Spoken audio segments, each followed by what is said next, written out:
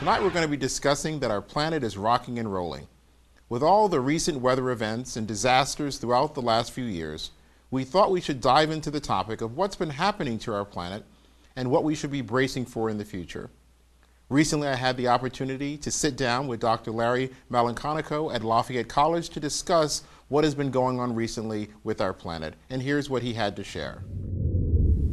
So we're here today with Dr. Malanconico of the Geology Department here at Lafayette College. When you go back to the earthquakes, what is a contributing factor to the increase, or is it just again more awareness of them? Yeah, it's probably more awareness of them. The number of earthquakes that occur per year is pretty well fixed. You want to think of it as a certain amount of energy that is being released from the earth at any one time. Wow. That's released in the form of earthquakes, and that's pretty constant. And what most people don't realize is there are over 1 million earthquakes that occur annually. Wow. On the world. Most of them are very small. When you get up to the Haiti-size earthquakes, the magnitude 7, there are about 15 of those which occur worldwide.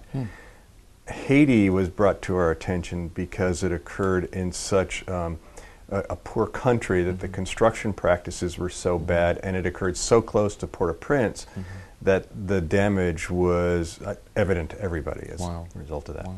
The counter to that, of course, is Chile. Much larger earthquake, much better construction practices, and significantly less damage. And that's an earthquake that occurs only once every 10 years, that magnitude earthquake. Well, welcome back to the Navigating Your Life show. We have with us in the studio today Cordelia Miller, who's the Director of Emergency Services for the American Red Cross in Bethlehem. So welcome, Ms. Miller. How are you? Thank you. I'm fine. Good. And one of the things we were talking about earlier before the show started was how the Valley has been really very lucky with some of the events and hasn't been affected. But reality is we have to be vigilant and prepared. And what are some of the kinds of things that you'd want our viewers to keep in mind as part of their preparation? Well, first of all, take preparedness seriously. We here in the Valley, because we have not had the major hurricanes and floodings that other states have, so we tend to be kind of complacent with it. So, first of all, you have to sit down with your family and develop a disaster plan.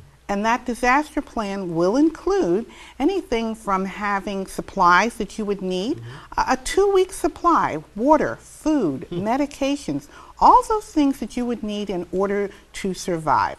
With that, an evacuation plan. So sitting down with your family, and when we talk about an evacuation plan, consider that if we're having a large event, what would happen? Certain roads and certain streets would be cut off. 22 might be shut down. So you really should talk about what alternative route that you could get out of your home. Now joining us in the studio is Robert French, who's the Director of Pennsylvania's Emergency Management Agency. So welcome, Rob. How are you? Great. Thanks for having me today. Very good. So tell us what PEMA does. PEMA is the agency from the state government level that helps to coordinate emergencies and to help prepare for the event of an emergency. We work with the county emergency management programs as well as local emergency management programs. And would you have to envision no electricity, possibly water may be cut off. So you really have to think about staying in place, and all the comforts that you have are not there. That's correct. And so in order to do that, what we've done is we've put on our website, and if you just went to PEMA, as you would Google that, then you will come to our website, and there is a listing there, Ready PA, which will help you to become informed if you're not informed at this point. And from that, what you can do then is prepare for if you got stranded at home. You also need to be able to prepare for if you get stranded on the road. Right, the car. What happens if you're stranded at work?